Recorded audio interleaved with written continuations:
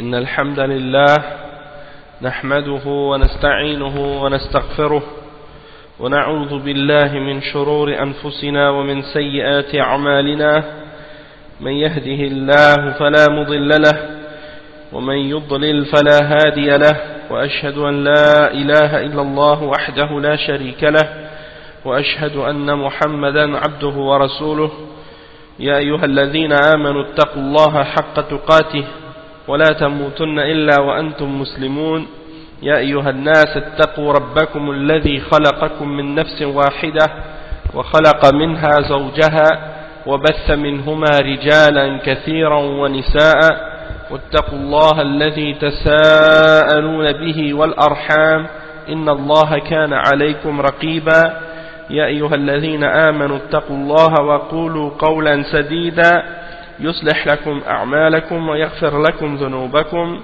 ومن يطع الله ورسوله فقد فاز فوزا عظيما أما بعد وإن خير الكلام كلام الله وخير الهدي هدي محمد صلى الله عليه وسلم وإن شر الأمور محدثاتها وكل محدثة بدعة وكل بدعة ضلالة وكل ضلالة في النار أما بعد. Donc on va commencer aujourd'hui le cours numéro 3 dans l'explication, dans la lecture du livre du Sharh de Kashf al-Shubuhat.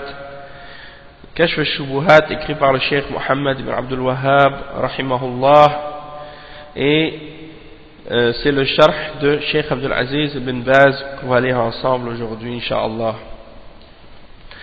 Donc on a expliqué donc plusieurs points dans le dernier cours par rapport à la réalité de ce que signifie le tawhid, de ce que signifie la ilaha illallah, et on avait terminé en disant que les kuffars de Quraysh, dans le texte de Cheikh Mohammed ibn Abdul Wahhab, il explique que les kuffars de Quraysh, ils connaissaient mieux la signification de la ilaha illallah et du tawhid que les mushrikines d'aujourd'hui qui se disent musulmans, et qui adorent les tombes et les saints, et les morts, et qui prennent des intermédiaires entre eux et Allah subhanahu wa ta'ala.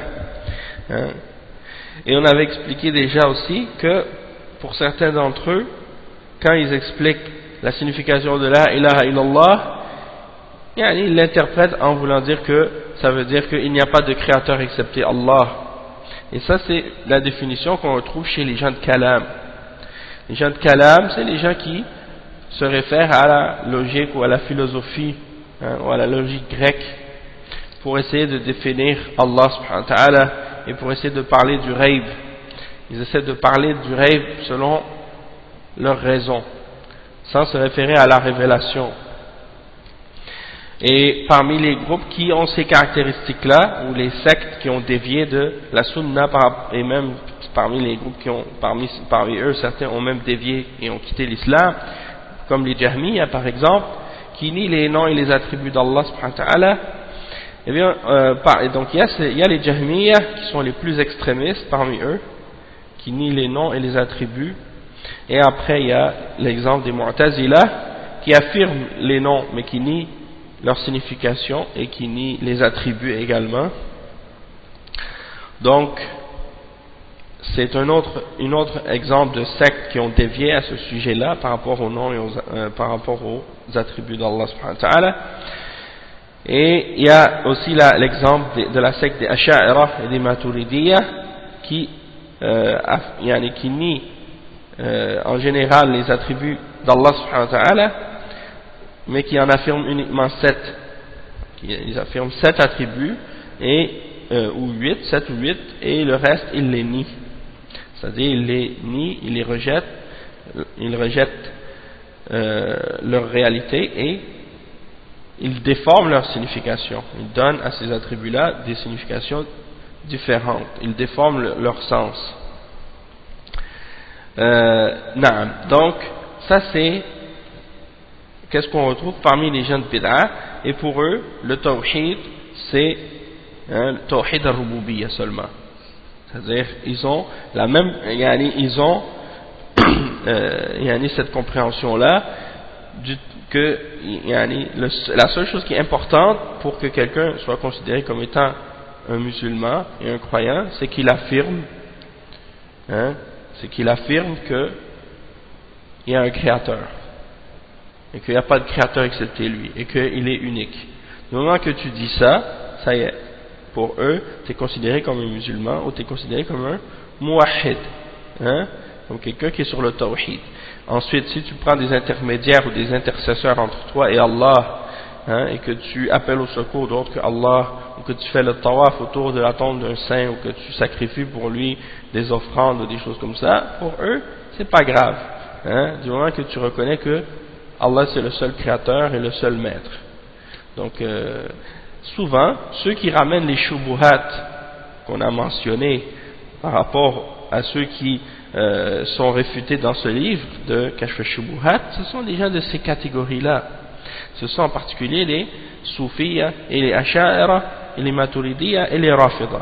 Parce que les Rafida sont sur la même aqida que les Mu'tazila dans les noms et les attributs d'Allah et dans le Qadar. Et les Soufiyya, hein, c'est la même chose. La plupart d'entre les Soufiyya aujourd'hui sont sur la voie des Asha'ira. Donc, pour eux, le tawhid, c'est le tawhid al-rububiyya, le tawhid que même les mushrikines de Quraysh reconnaissaient et affirmaient. Hein?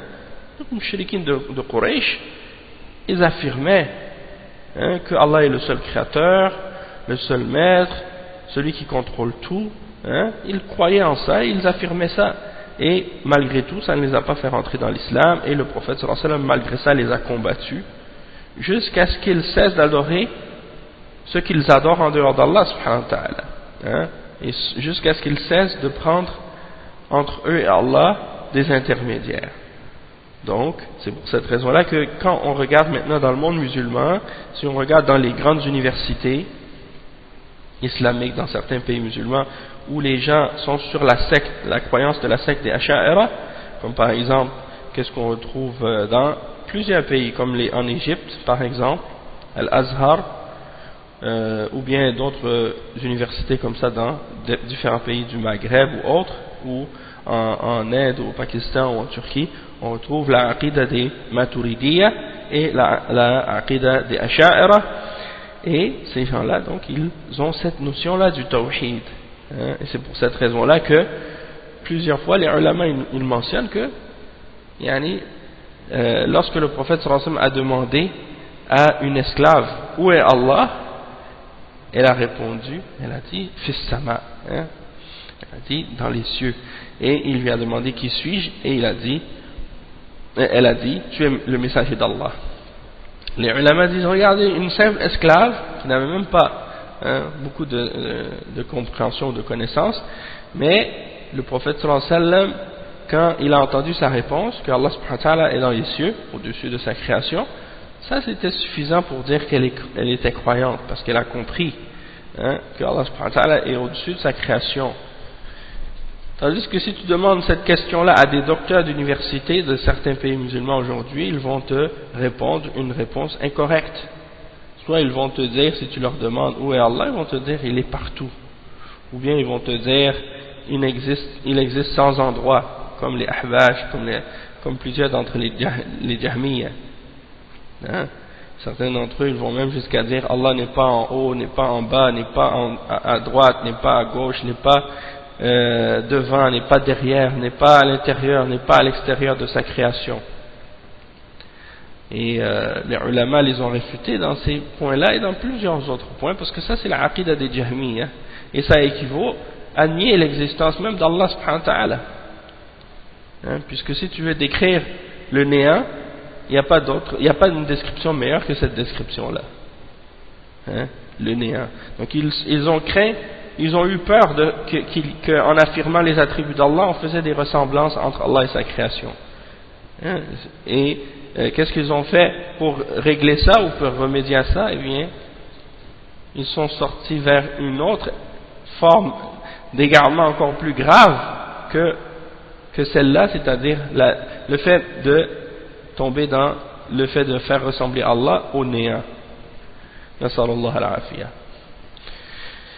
Donc, ayant dit ça comme introduction, c'est pour comprendre donc que les mushrikines de Quraysh, ils ont compris la signification de la ilaha illallah mieux que les gens d'aujourd'hui qui se disent musulmans et qui suivent la voie des Maturidiyya et des Asha'ira et des Mu'tazila et des Rafida et des Soufiyya, qui prétendent ou bien qui disent que la signification de la ilaha illallah c'est yani al-qadir ala al-ikhtira, ou bien la khaliqa illallah. Ils disent que l'ilah, ils pensent que ça veut dire celui qui a la capacité de créer, et qu'ils pensent que c'est ça que les mouchriquines faisaient. Ils pensaient que ceux qu'ils adoraient en dehors d'Allah, ils leur donnaient l'attribut de création, de créateur, d'être un créateur, et ça c'est faux. On en a parlé, on a montré des preuves de ça. Et ils pensent que la ilaha illallah signifie qu'il n'y a de créateur excepté Allah. Et on a expliqué aussi que ça c'était faux. Bon, maintenant on va lire la suite de qu'est-ce qu'on doit lire aujourd'hui dans notre dars. On est arrivé à la partie où le cheikh Mohammed ibn Abdul Wahhab, il dit إذا عرفت ما ذكرت لك معرفة قلب وعرفت الشرك بالله الذي قال الله فيه إن الله لا يغفر أن يشرك به ويغفر ما دون ذلك لمن يشاء وعرفت دين الله الذي أرسل به الرسل من أولهم إلى آخرهم الذي لا يقبل الله من أحد دينا سواه وعرفت ما أصبح غالب الناس فيه من الجهل بهذا أفادك فائدتين. الأولى الفرح بفضل الله ورحمته كما قال تعالى قل بفضل الله وبرحمته فبذلك فليفرحوا هو خير مما يجمعون.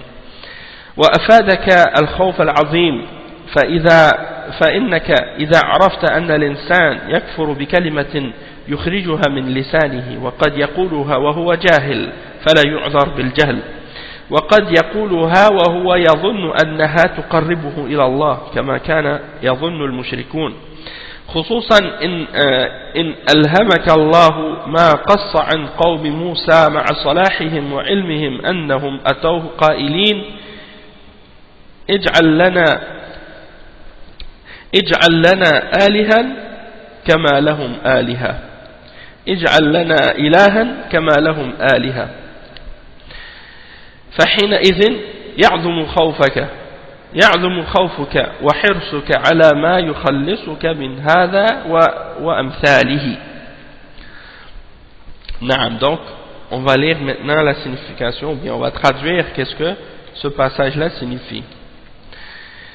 Le cheikh Mohammed ibn Abdul Wahhab, il dit dans ce passage, si tu as connu ce qu'on t'a dit, si tu as su ce qu'on t'a dit d'une connaissance du cœur, et que tu as su que le shirk avec Allah subhanahu wa ta'ala, au sujet duquel tu as su ce qu'était le shirk avec Allah subhanahu wa ta'ala, le fait de faire du shirk avec Allah subhanahu wa ta'ala, que Allah subhanahu wa ta'ala a dit à son sujet que Allah ne pardonne pas celui qui fait le shirk avec lui, c'est-à-dire qui associe quoi que ce soit avec lui dans l'adoration, mais il pardonne tout autre péché moindre à qui il veut. Et il pardonne tout autre péché moindre que le shirk à qui il veut. Donc Allah subhanahu wa ta'ala, si tu as connu le shirk au sujet duquel Allah subhanahu wa ta'ala a dit ça, c'est que c'est le péché que Allah ne va pas pardonner. Allah ne pardonne pas qu'on fasse le shirk avec lui, mais il pardonne tout autre péché moindre que celui-là à qui il veut. Ça c'est le verset 48 dans Surat An-Nisa. Et ensuite il dit, et que tu as su que la religion d'Allah, tu as su la religion d'Allah avec laquelle Allah a envoyé ses messagers du premier jusqu'au dernier, et qui est la religion que Allah subhanahu wa ta'ala n'acceptera aucune autre religion à part celle-ci, et que tu as su ce qui est arrivé à la plupart des gens, du fait qu'ils sont tombés dans l'ignorance de la réalité de cette religion-là. Et qu'est-ce que c'est? C'est-à-dire la religion du Tawhid. Eh bien ça te donne 2 points bénéfiques. Tu vas profiter de 2 choses. La première chose, le fait de te réjouir de la grâce d'Allah et de sa miséricorde. Donc, premièrement, lorsque tu as su la religion du Tawhid, tu as su qu'est-ce que c'était le shirk et la réalité du Tawhid et la réalité du shirk, et que tu as compris ces choses-là, et que tu as su que maintenant il y a tellement d'ignorance et tout ça. Donc quand tu as compris ça, que tu réalises ça, eh bien ça te donne 2 points importants que tu dois prendre en considération. Premièrement, la joie, la grande joie par rapport à cette grâce que Allah subhanahu wa ta'ala t'a faite et cette miséricorde qu'il t'a faite également, du fait qu'il t'a fait comprendre ces choses-là, qui sont la base de la religion. Comme Allah subhanahu wa ta'ala le dit dans le verset 58 dans Surat Yunus, قُلْ بِفَضْلِ اللَّهِ وَبِرَحْمَتِهِ فَبِذَلِكَ فَلْيَفْرَحُوا هُوَ خَيْرٌ مِمَّا يَجْمَعُونَ.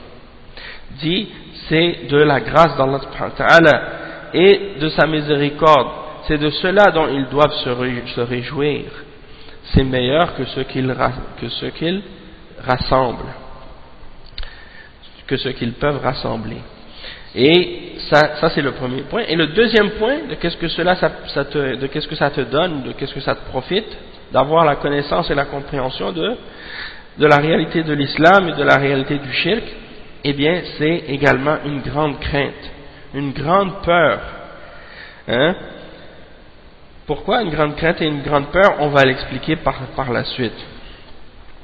Il dit ensuite فَإِذَا عَرَفْتَ. Donc si tu as su que quelqu'un peut devenir mécréant par une parole qui sort de sa langue, qu'il dit alors qu'il est ignorant et qu'il ne sera pas excusé pour cette ignorance-là, et il se peut même qu'il la dise, cette parole, alors qu'il pense qu'elle le rapproche plus d'Allah subhanahu wa ta'ala, hein, comme le pensent certains parmi les mushrikines, qui pensent qu'en faisant le shirk, ils se rapprochent d'Allah subhanahu wa ta'ala, hein, en adorant des saints ou des tombes ou des morts, ils pensent qu'ils se rapprochent d'Allah subhanahu wa ta'ala.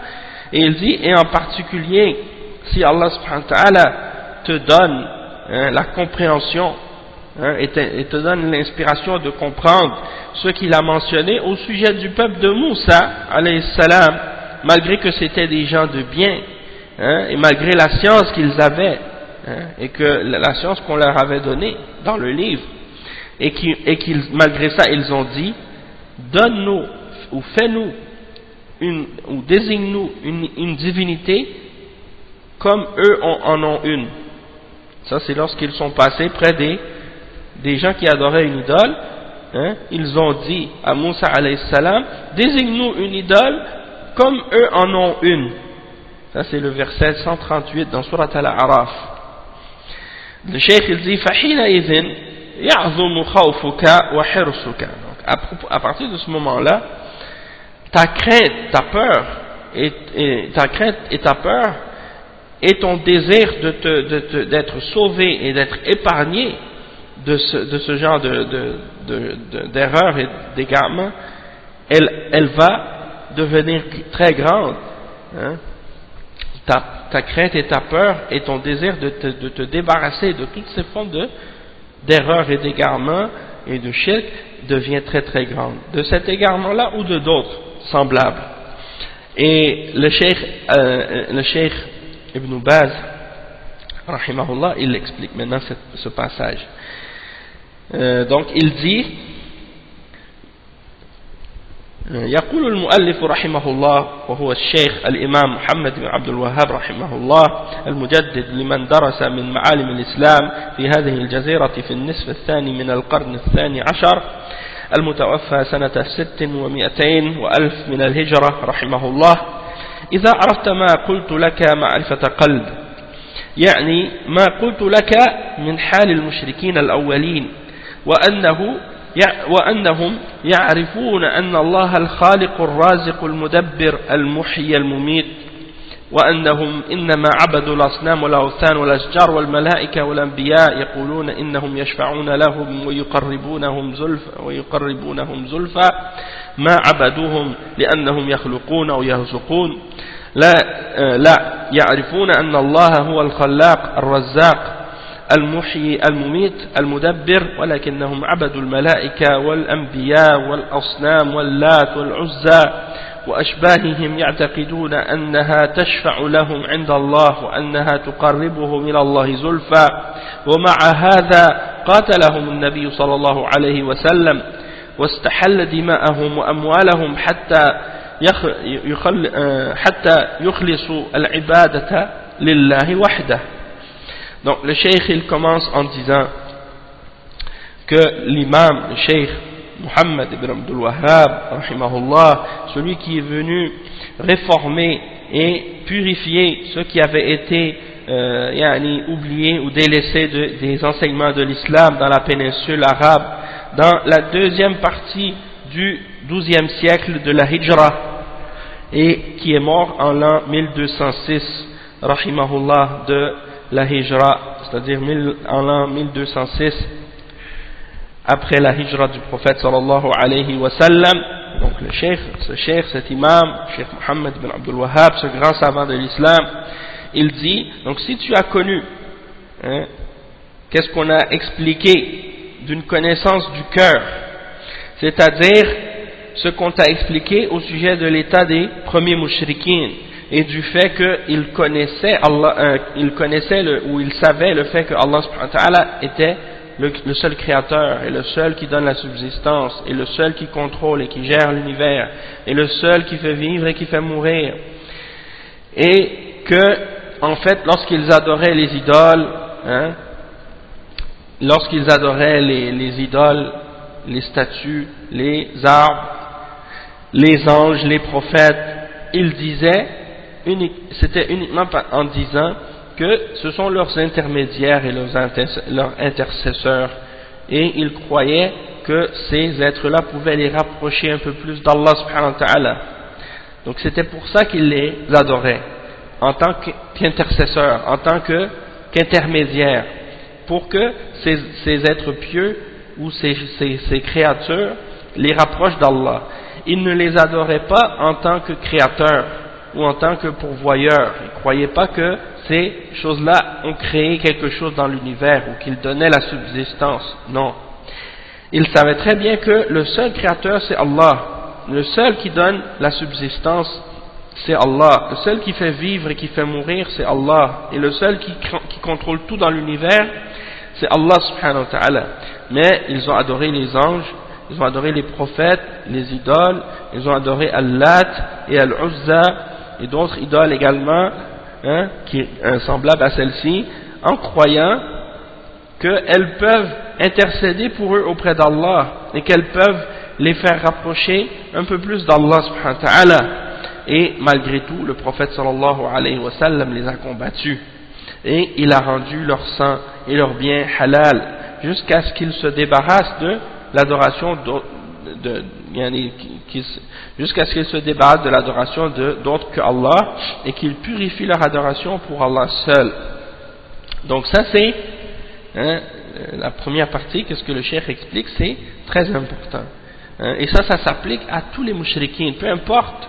Même s'ils prétendent être sur le tawhid, même s'ils prétendent être des musulmans, ou même s'ils se disent juifs ou chrétiens, ou prétendent avoir un livre, du moment qu'ils adorent Jésus, ou Marie, ou le prophète Mohammed sallallahu alayhi wa sallam, ou des saints, ou des hommes pieux, ou des awliya, ou des sahaba, ou des anges, ou des djinns, peu importe, qu'est-ce qu'ils adorent, ou même des descendants de la famille du prophète sallallahu alayhi wa sallam, peu importe qu'est-ce qu'ils adorent en dehors d'Allah, du moment qu'ils adorent quelque chose en dehors d'Allah subhanahu wa ta'ala, même si c'est pour prétendre que c'est pour se rapprocher un peu plus d'Allah, que c'est juste pour les prendre comme des intermédiaires, depuis qu'ils adorent d'autres que Allah et qu'ils passent par autre que Allah pour aller à Allah dans leurs adorations, ils deviennent des mushrikines et ils ont quitté l'islam.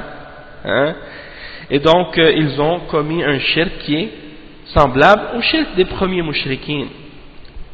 Le cheikh il dit ensuite وعرفت الشرك بالله الذي قاتله النبي صلى الله عليه وسلم عليه وأنه صرف العبادة لغير الله كالذبح والنذر والاستغاثة ونحو ذلك وهذا هو الشرك الذي هو أعظم الذنوب الذي يستغيث بالشجر أو بالصنم أو بالملك أو بالأنبياء أو الأموات والنجوم. هذا هو الشرك. إذا استغاث بهم أو نذر لها أو إذا استغاث بها أو نذر لها أو ذبح لها أو دعاها أو سجد لها أو نحوه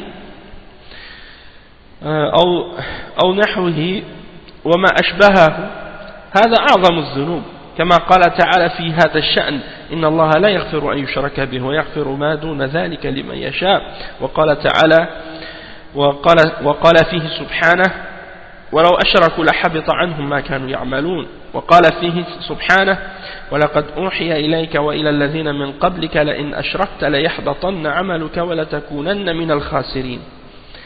Donc le cheikh il explique ensuite, il dit et que tu as connu le shirk avec Allah subhanahu wa ta'ala, tu as su ce qu'est le shirk avec Allah subhanahu wa ta'ala, le shirk que le prophète sallallahu alayhi wa sallam a combattu et pour lequel il a combattu les mushrikines, c'est-à-dire d'offrir à autre que à Allah subhanahu wa ta'ala une forme quelconque d'adoration, offrir à une créature quelconque une forme quelconque d'adoration, que ce soit par exemple le fait d'offrir à une créature ou à quoi que ce soit en dehors d'Allah subhanahu wa ta'ala une adoration comme par exemple le fait d'égorger ou de sacrifier pour autre que Allah, ou de faire un vœu pieux pour autre que Allah subhanahu wa ta'ala, ou d'appeler au secours autre que Allah subhanahu wa ta'ala dans les moments de détresse.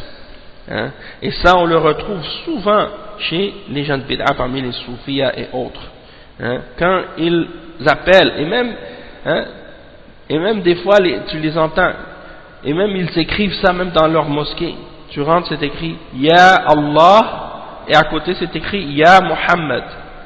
Ya Allah, et à côté il marque Ya Muhammad. Subhanallah. Ça veut dire qu'ils ont mis le prophète sallallahu alayhi wa sallam à égalité avec Allah subhanahu wa ta'ala. Parce qu'ils appellent Allah subhanahu wa ta'ala et tout de suite ils appellent le prophète sallallahu alayhi wa sallam. Et il y en a parmi ces gens-là également, lorsqu'ils ont un moment de danger ou de détresse, qu'est-ce qu'ils font? Ils appellent et ils invoquent leur saint. Hein? Ils appellent ceux qu'ils considèrent être le qutb, ou qutb al-qutb, ou bien al-ghawth, comme ils l'appellent. Hein? Rijal al-ghayb, comme ils les appellent. Ils les invoquent. Hein? Et ils disent Ya Abdul Qadir al-Jilani, Ya Tijani, Ya Rifa'i, Ya Badawi. Hein? Ils les appellent comme ça. Ou bien chez les Rafida, ils crient Ya Ali, Ya Hussein, Ya Hassan. Subhanallah. Et puis, après, quand tu leur dis, mais pourquoi vous invoquez ces noms-là, pourquoi vous appelez ces noms-là alors qu'ils sont morts et qu'ils ne peuvent rien faire pour vous? Et ils disent, non, mais ça, c'est pas du shirk. Hein? Ils disent, on ne croit pas qu'ils ont créé, on ne croit pas qu'ils ont créé le ciel et la terre, on ne croit pas qu'ils contrôlent l'univers ou qu'ils donnent le risque. Hein? Malgré que certains d'entre eux, parmi les soufiyas, ils affirment dans leurs livres qu'ils croient que ces personnages-là ou que ces êtres-là contrôlent l'univers en dehors d'Allah subhanahu wa ta'ala. Hein, comme les Rafida attribuent ces caractéristiques divines à leur imam, et comme les soufis l'attribuent à leur awliya, à leur saint. Donc ça c'est des exemples de shirk. Hein, et ils disent on ne croit pas qu'ils peuvent. Il y en a certains qui disent on ne croit pas qu'ils ont créé ou des choses comme ça, ou qu'ils peuvent profiter ou nuire. On croit que c'est seulement Allah qui peut profiter ou nuire. Eh bien, dans ce cas-là, pourquoi vous les invoquez? Hein? Pourquoi vous les invoquez? C'est une contradiction, c'est complètement inutile. Ils disent non, mais c'est parce qu'en fait, en mentionnant leur nom, on espère que Allah va nous exaucer ou des choses comme ça. La même chose qu'est-ce que les mushrikines à l'époque faisaient en invoquant les idoles et les hommes pieux et les statues et les saints et les prophètes et les anges et les djinns ou autres. Hein? C'est la même chose. Donc tout ça c'est du shirk. Donc le fait et même tu vois des fois il y a des gens qui pensent que quand un musulman il porte la barbe, il porte le qamis et tout, il s'imagine ça veut dire que il est sur la sunna. Et puis certains d'entre les gens justement qui portent le qamis et qui portent la barbe et même des fois avec un turban, et tu les vois en train d'appeler les morts, d'invoquer les saints, hein, et d'adorer d'autres que Allah subhanahu wa ta'ala, et malgré tout ils se disent musulmans. Donc ça veut pas dire que quelqu'un porte la barbe et le qamis et le turban automatiquement il est sur la sunna, et ça veut pas dire même qu'il est musulman. Regardez les Rafida par exemple, qui non seulement certains d'entre eux portent la barbe et le turban et tout, mais même leurs femmes par exemple qui se voilent et qui portent même le djilbab, ou bien comme ils appellent le djilbab, et le chador comme ils l'appellent, ou bien qui portent même qui couvrent leur visage parfois, certains. Donc subhanallah, qu'est-ce que vous allez dire de ceux-là alors qu'ils adorent les Ahlul Bayt en dehors d'Allah, et qu'ils font des mosquées sur leur tombe, et qu'ils font des pèlerinages à leur tombe, et qu'ils les adorent en dehors d'Allah, et qu'ils les invoquent en dehors d'Allah, et qu'ils les prennent pour des idoles, hein? Pourtant ils font la prière 5 fois par jour, ils font le jeûne du Ramadan, ils font le Hajj, ils font la Umrah, ils font la Zakat, hein? Ils font plein d'autres formes d'adoration, ils récitent le Coran, ils récitent même avec Tajweed, hein? Et malgré tout ça, ce sont des mouchriquins, hein? Ce sont des kuffars, parce qu'ils associent avec Allah sans compter que ils insultent les Sahaba, hein? Donc comment tu peux dire, comme ces gens-là disent parfois, ah mais vous déclarez les musulmans kuffars. On ne déclare pas les musulmans kuffars, on déclare les mouchriquins kuffars.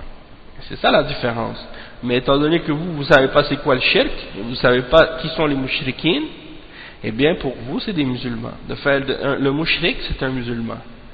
Donc vous pensez que quand on dit du mouchrik qu'il est mouchrik et kafir, vous pensez que on est en train de parler du musulman. C'est à cause de l'ignorance que vous avez de la réalité de l'islam et de la réalité de ce qui oppose l'islam, hein? Donc le cheikh il dit, donc la réalité du shirk c'est quoi? C'est d'offrir à autre que Allah une forme quelconque d'adoration, comme celle qu'on a mentionnée, le fait d'invoquer, le fait de faire des sacrifices, de faire des nadr, d'appeler au secours autre que Allah, ou ainsi de suite. Ça c'est le shirk, et c'est le plus grand de tous les péchés. Donc celui qui appelle au secours un arbre, ou une idole, ou un ange, ou un prophète, ou d'autres parmi les morts, ou bien des étoiles, ça c'est du shirk. Et si il appelle au secours ces créatures-là, ou qu'il fait des vœux pieux pour ces créatures-là, hein, il va à leur tombe ou bien quelque part et puis il fait un serment à une tombe ou à un saint en disant que si le saint l'exauce ou lui donne qu'est-ce qu'il veut, un enfant ou la guérison ou du risque ou de l'argent ou quoi, qu'il va faire un vœu et en retour il va venir par exemple faire une sadaqa ou faire un sacrifice ou donner quelque chose ou faire quelque chose en retour. Ça c'est des exemples de shirk. Un nadr, on appelle un nadr. Ou bien le fait de d'égorger, hein, le fait d'égorger, de sacrifier un animal pour autre que Allah, ou de les invoquer, de faire des du'as, de leur demander, hein, ou de les invoquer pour leur demander, ou bien de se prosterner devant ces tombes ou devant ces saints, ou devant ces statues ou des choses de ce genre. Donc tout ça c'est des formes de shirk. Celle-là et d'autres, il y en a plein d'autres encore, ça c'est juste des exemples, mais ça c'est parmi les exemples du shirk, et ça fait partie des plus grands péchés, ça fait partie des plus grands péchés, et c'est le plus grand péché. Il n'y a pas de péché plus grand que ce péché-là, que le shirk, hein? Et c'est pour cette raison-là, pour comprendre que Allah subhanahu wa ta'ala dit par exemple dans le verset 48 dans Surat An-Nisa, Inna Allah la yaghfiru an yushraka bih. Donc le shirk c'est le péché que Allah ne va pas pardonner, hein? Tout autre péché il peut le pardonner à qui il veut, le meurtre, zina, hein? Le mensonge, hein? Boire de l'alcool, manger du porc, hein? Voler. Quelqu'un qui fait ces péchés-là, ça c'est des grands péchés parmi les kaba'ir. Mais si quelqu'un le fait en reconnaissant et en croyant que ces choses-là c'est haram, hein, il ne le rend pas halal, eh bien il reste toujours quand même un musulman, même si c'est un musulman pécheur et que sa foi est diminuée à cause de ces actions-là et de ces péchés-là. Mais il reste toujours musulman, hein, il ne va pas quitter la foi, il ne va pas quitter l'islam. Et s'il meurt sur ces péchés-là sans se repentir, il ne va pas être éternellement dans l'enfer. parce qu'il va sortir par l'intercession des messagers et des prophètes. Hein? Tandis que celui qui a commis le shirk, il fait le shirk avec Allah, il vole pas, il tue pas, il mange pas de porc, il boit pas d'alcool, il est honnête et juste, et il est généreux, et bon, et poli, et il touche pas à rien de haram, et il fait pas de péché, sauf que il appelle un saint, ou il prie à un mort, hein, ou il met son espoir ou sa crainte en une croix ou une statue, ou un saint, ou un prophète, ou un ange, hein, ça c'est shirk akbar qui le fait sortir de l'islam.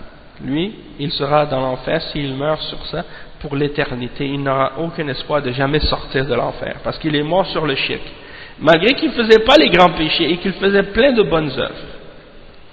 Hein? Donc ça c'est des exemples. Et la preuve que celui qui fait le shirk, il n'a plus de bonnes œuvres, Allah subhanahu wa ta'ala, il le dit dans des vingtaines et des dizaines et des dizaines de versets dans le Coran. Par exemple, وَلَوْ أَشْرَكُوا لَحَبِطَ عَنْهُمْ مَا كَانُوا يَعْمَلُونَ, le verset 88 dans Surat Al-An'am. S'ils faisaient le shirk, s'ils avaient fait le shirk, en parlant des prophètes, Allah subhanahu wa ta'ala parle des prophètes et c'est une supposition, hein, bien entendu les prophètes ne font pas de shirk, mais c'est pour nous montrer que même si eux faisaient le shirk, tout ce qu'ils auraient fait comme œuvre aurait été vain, annulé, hein? Donc ça c'est des exemples qui prouvent que de faire le shirk, ça annule complètement toutes les bonnes œuvres que tu peux faire. Le verset 65 dans Surat Az-Zumar, Allah subhanahu wa ta'ala dit وَلَقَدْ أُوحِيَ إِلَيْكَ وَإِلَى الَّذِينَ مِنْ قَبْلِكَ لَإِنْ أَشْرَكْتَ لَيَحْبَطَنَّ عَمَلُكَ وَلَتَكُونَنَّ مِنَ الْخَاسِرِينَ. Allah subhanahu wa ta'ala, il s'adresse dans ce verset-là à son prophète, le prophète Muhammad sallallahu alayhi wa sallam. Il lui dit, et on t'a révélé, et on t'a certes révélé à toi et à ceux qui sont venus avant toi parmi les messagers et les prophètes, que si tu fais le shirk, on va annuler tes œuvres, on va annuler ton œuvre, et tu seras du nombre des perdants. Donc, même le prophète Muhammad sallallahu alayhi wa sallam, s'il fait le shirk, ou n'importe quel autre parmi les prophètes, s'ils font le shirk, Allah va annuler leurs œuvres. Donc si ça c'est vrai pour les messagers et les prophètes, c'est encore plus vrai pour tous les autres parmi les musulmans et parmi les croyants et parmi les hommes sur la terre. Et donc ça nous montre le danger du shirk, et que c'est le plus grand de tous les péchés, et que c'est celui que si tu meurs sur ce péché-là, tu ne seras pas pardonné, et que tu vas être éternellement en enfer, et que tu n'auras pas le droit à l'intercession des intercesseurs. Hein? Donc, c'est quelque chose qui est très grave. Et aujourd'hui, tu demandes à des musulmans, c'est quoi le shirk? Et ils ne savent pas. Et on va le voir dans cette risala, au fur et à mesure, vous allez voir des exemples de certaines shubuhat, des gens qui pensent que le shirk, c'est d'adorer une statue seulement. Et que tant que tu n'adores pas une statue, tu n'es pas mushrik. Hein? Allah musta'an. Donc le cheikh il dit ensuite وَعَرَفْتَ دِينَ الْإِسْلَامَ الَّذِي بَعَثَ اللَّهُ بِهِ الرُّسُلَ وَأَنزَلَ بِهِ الْكُتُبِ وَهُوَ تَوْحِيدُ اللَّهِ وَالْإِخْلَاصُ لَهُ وطاعة أوامره وترك نواهيه. هذا الدين الإسلامي الذي قال فيه سبحانه إن الدين عند الله الإسلام. Donc le cheikh il dit, tu as su également, tu as connu la religion de l'islam avec laquelle Allah subhanahu wa ta'ala a envoyé ses messagers et a fait descendre les livres, et c'est-à-dire le tawhid d'Allah, l'unicité d'Allah, le fait d'unifier Allah et de lui purifier notre adoration, hein, et d'obéir à ses ordres et d'abandonner ce qu'il a interdit. Et ça c'est la religion de l'islam, au sujet de laquelle Allah subhanahu wa ta'ala a dit que la religion pour Allah, certes, c'est l'islam. La religion qu'Allah a choisie pour les hommes, c'est l'islam. Inna ad-dina 'inda Allah l'islam. C'est le verset 19 dans Surat Al-Imran. Le cheikh dit ensuite, دين الإسلام هو توحيد الله والإخلاص له وترك الإشراك به وطاعة أوامره وترك نواهيه هذا هو دين الإسلام ما هو بالتقليد الأعمى والدعوة إلى الإسلام بغير نظر ولا عقيدة دين الإسلام عقيدة وعمل.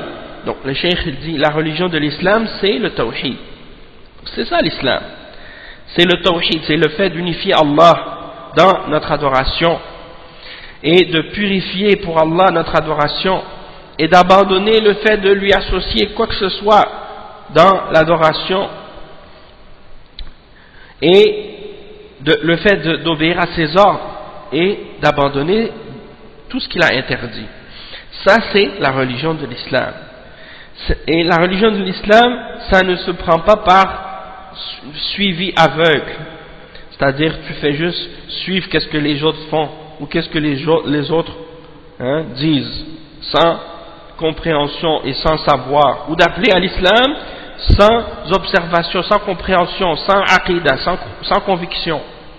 La religion de l'islam c'est une religion basée sur une aqidah, sur une croyance, une conviction et sur une pratique, aqidatun wa amal. C'est pas comme certains aujourd'hui qui disent il faut appeler à l'islam et qui appellent à un islam mais sans définir qu'est-ce que c'est l'islam. Tu les vois et dis l'islam c'est la belle religion, c'est la meilleure religion, si tu deviens musulman tu vas trouver la paix dans ton cœur, la religion, devenez musulman, moi quand j'étais pas musulman j'étais malheureux, j'étais triste et tout, et là maintenant je suis devenu musulman et je suis devenu heureux. Puis quand tu leur demandes oui mais c'est quoi l'islam, tu vois qu'il ne le sait pas, il sait même pas le tawhid qu'est-ce que c'est. Et tu le vois même peut-être pratiquer des formes de shirk ou avoir des formes de bid'a dans sa croyance et dans sa aqidah, et puis il parle par la suite de vouloir d'appeler à l'islam et de faire la da'wa à l'islam. Et après tu le vois avec des groupes de bid'a comme Jama'atul Tabligh, ou avec des groupes de bid'a comme les Ikhwan, des gens dont les fondateurs de leur groupe ou de leur secte font partie des sectes qui ont dévié dans la compréhension du tawhid. Jama'atul Tabligh sont des Diobandiyya qui sont sur la aqidah des Maturidiyya, et pour eux le tawhid c'est qu'il n'y a pas de créateur excepté Allah. C'est ça le tawhid, tawhid al-rububiyya, c'est le tawhid de Abu Lahab et de Abu Jahl, le tawhid des mouchriquins de Quraysh qui reconnaissaient qu'il y a un créateur et qu'il y a un seul maître de l'univers et qu'il est unique. Donc, est-ce que c'est ça le tawhid des prophètes et des messagers? Non. Le tawhid des prophètes et des messagers, qui sont venus enseigner et qui est mentionné dans les livres, et que les prophètes et les messagers ont enseigné et que les mouchriquins ont combattu, c'est le tawhid dans l'adoration et le fait de rejeter tout ce qui est adoré en dehors d'Allah ou de prendre des intermédiaires entre le créateur et la créature pour se rapprocher d'Allah subhanahu wa ta'ala. Donc ça c'est ce que tu retrouves, et quand ils expliquent la signification de la ilaha illallah, les gens de Jamaat Tabligh, c'est ça ce qu'ils expliquent. Ils disent que c'est de faire sortir la fausse conviction en les créatures ou en les choses, et de rentrer dans le cœur la conviction que Allah c'est le seul créateur, le seul qui donne le risque, le seul qui fait vivre et qui fait mourir, et ainsi de suite. Et ça c'est quoi? C'est quel tawhid ça? Tawhid al-Rububiyya. Et le fait d'être sur ce tawhid là c'est pas suffisant, et tu les vois en Inde, au Pakistan, ailleurs avec des amulettes et des gris-gris accrochés sur leurs bras, et chez les Diobandiyya ça pour eux c'est permis de porter ces choses là, et sans parler de plein d'autres trucs qui sont en contradiction avec le tawhid, comme le fait d'aller auprès des tombes et de faire le tawaf autour de ces tombes là et de s'approcher des saints. Les fondateurs de Jamaat Tabligh, ils faisaient ça. Comment vous pensez qu'eux, ils vont condamner ceux qui font ça? Alors que le fondateur de leur secte, Mohammed Ilyas al-Kandahlawi, il fait partie des Diobandiyya, et c'est un Maturidi dans l'Aqidah, et en plus, il fait partie d'une tariqa soufiyya qui s'appelle Al-Jistiyya. Al-Jistiyya, c'est une de leurs turuq, et eux, ils font ces choses-là, avec les tombes et les saints. Subhanallah. Et donc comment vous pensez qu'ils vont condamner ça? Et pourquoi vous pensez qu'ils vont jamais parler d'Aqidah? Parce qu'ils veulent pas se griller eux-mêmes, comme on dit. Hein? La même chose chez les Ikhwan, le fondateur des Ikhwan, qui fait partie des Asha'ira. Et les Asha'ira, leur tawhid, c'est ça, de dire qu'il y a la khaliqa illallah. Pour eux, le tawhid, c'est de dire qu'il n'y a pas de créateur excepté Allah subhanahu wa ta'ala. Hein? Pourquoi vous pensez que le petit-fils de Hassan al-Banna, le fondateur de l'Ikhwan al-Muslimoun, le fondateur des frères musulmans, Hassan al-Banna, son petit-fils c'est Tariq Ramadan. Hein? Eh bien, quand il parle du tawhid, hein, pour lui, de parler des idoles, parler des idoles, et, hein, Abraham qui a détruit les idoles, hein, alayhi salam, ça c'est des choses qui sont, hein, primitives, c'est le shirk primitif, le shirk ancien. Il dit aujourd'hui il y a des nouvelles formes de shirk, donc il faut adapter la façon dont on parle du shirk et du tawhid aujourd'hui à l'époque moderne. Hein? Et donc détruire les idoles aujourd'hui, c'est de détruire Coca-Cola, de détruire les grandes compagnies, les grandes marques, hein? De briser les belles voitures, hein? de briser, hein? Subhanallah. Donc pour lui, le tawhid que les messagers sont venus combattre, le tawhid que les messagers sont venus enseigner, et le shirk qu'ils sont venus combattre, qui est le shirk dans l'adoration, ça c'est un shirk primitif, hein? Et leur histoire, eux, de combattre les combats socialistes, hein, et de combattre les multinationales et les grandes marques Coca-Cola et les trucs comme ça, ça c'est le shirk moderne, le grand shirk, le shirk que on doit combattre aujourd'hui. C'est fini maintenant pour eux, hein, les idoles et les trucs. Alors qu'il n'y a pas une époque où les gens ont adoré encore plus d'idoles aujourd'hui que à d'autres époques avant. Tu vois que partout, même les gens qui, soi-disant, se disent laïcs ou démocrates ou autres, ou même scientifiques, tu les vois se prosterner devant des idoles, que ce soit des hindous, des bouddhistes, des chrétiens ou autres. Hein? Donc c'est pour dire, pour eux le shirk c'est juste, hein, d'adorer une idole. Et le tawhid c'est quoi pour eux? C'est de dire que Dieu c'est le seul créateur. Du moment que tu dis ça, ça y est, tu es sur le tawhid. Ça c'est la aqida des Asha'ira, c'est la aqida de Hassan al-Banna, le fondateur des Ikhwan. Et qu'est-ce qu'il faisait? Il faisait partie en plus d'une tariqa soufiyya. Et parmi les pratiques de ces gens-là, c'est quoi? C'est justement d'aller auprès des tombes et de faire des pèlerinages aux tombes. Hein? Et c'est pour ça que tu ne les vois pas condamner aujourd'hui, les gens dans leur pays qui font le shirk auprès de la tombe de Zainab et de Badawi et de Al-Hussein ou d'autres parmi les saints qu'ils adorent, et que c'est rempli, l'Égypte est remplie des centaines de turuq soufiyya qui sont remplis de bid'a et de shirk et d'égarement, et eux ils ne disent pas un mot là-dessus. Donc ça c'est pour vous faire comprendre en même temps comment ces gens-là, hein, ne comprennent pas la réalité de ce que c'est l'islam. Puisque la base de l'islam c'est le tawhid, et que si tu n'as pas compris ça, tu n'as pas compris l'islam du tout, et que tu appelles à l'islam sans parler de ça et sans expliquer qu'est-ce que c'est la réalité de l'islam, alors tu n'as pas appelé à l'islam. Hein? Le cheikh il dit ensuite, ta'rifu din Allah, tawhid Allah, wal ikhlas lahu, wal iman bihi, wa bi rusulihi, wal iman bi kulli ma akhbara Allah bihi wa rusulihi. من أمر الجنة والنار وغير ذلك مع تصديق الرسول صلى الله عليه وسلم وأتباعه هذا هو دين الله هذا هو دين الإسلام طاعة الأوامر وترك النواهي هذا هو دين الله الذي جعله الأكثرون يدعون أنهم مسلمون وهم يعبدون الأشجار والأحجار والأصنام والأولياء من جهلهم. Donc le cheikh il dit, tu connais la religion d'Allah, le tawhid d'Allah, tu as connu la religion d'Allah, tu as connu l'unicité d'Allah, tu as connu le fait de purifier ta religion pour lui et de rendre ton adoration pure uniquement pour lui.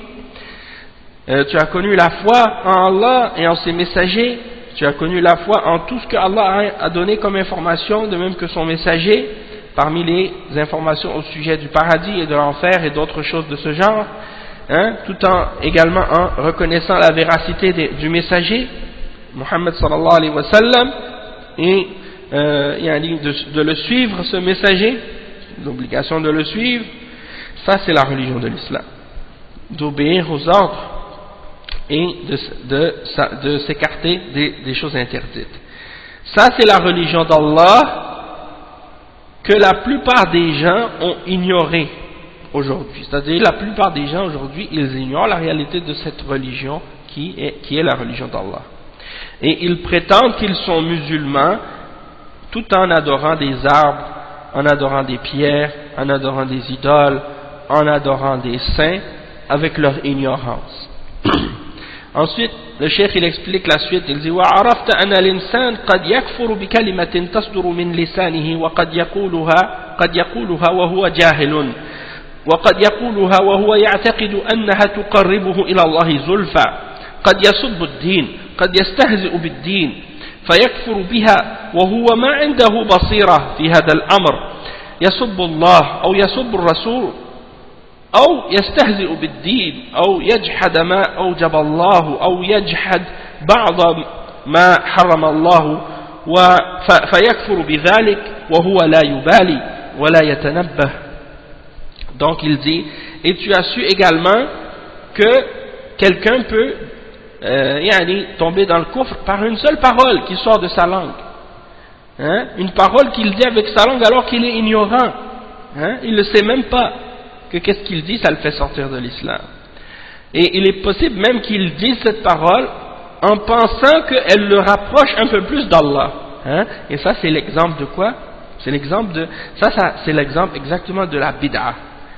La bid'a, c'est ça le danger de la bid'a, parce que le péché, quand quelqu'un il le fait, il sait que c'est haram, il sait que c'est interdit, il le fait avec honte, avec gêne, et il le fait, et quand il a fini, il a des remords, et ça le pousse à se repentir à Allah. Mais la bid'a c'est quoi? C'est que tu fais quelque chose qui est haram, et tu penses que ça te rapproche d'Allah subhanahu wa ta'ala. Donc imaginez si cette parole ou cette action que tu fais, non seulement c'est haram mais c'est shirk en plus, donc ça c'est encore plus grave, donc ça devient une bid'a mukaffira, une bid'a shirkiya, que tu te rapproches d'autre que Allah en pensant que ça te rapproche d'Allah. Donc qu'est-ce qui te fait sortir de l'islam? Tu penses que ça te rapproche d'Allah subhanahu wa ta'ala. Ça c'est encore plus grave que quelqu'un qui boit de l'alcool ou qui fait un autre péché de ce genre.